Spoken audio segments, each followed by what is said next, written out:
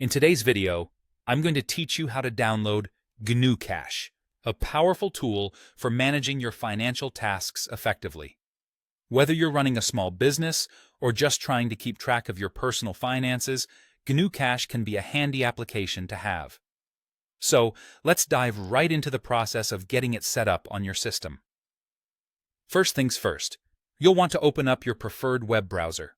This could be Google Chrome, Firefox, Safari, Edge, or whichever one you regularly use for browsing the web. Once you have your browser open, head on over to the search bar.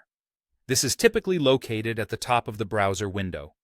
Here, you're going to type in Gnucash download.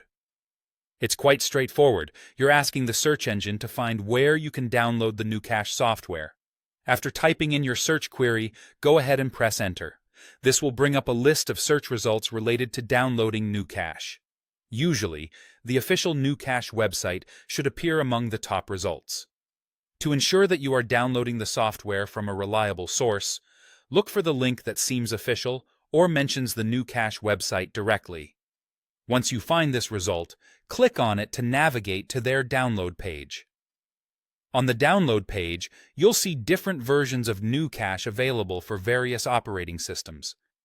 It's crucial here to select the version that corresponds to your current operating system.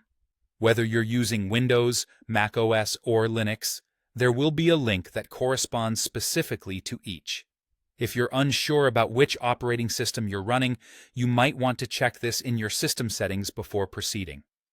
After identifying the correct version for your operating system, click on the download link that's associated with it. Your browser should then start downloading the installation file. This might take a few minutes depending on your internet speed, so be patient while it downloads. Once the download is complete, the installation file will typically appear either in a pop-up at the bottom of your browser window or in your system's designated download folder. You will then need to open this file to initiate the installation process, but we won't be covering that quite in this video.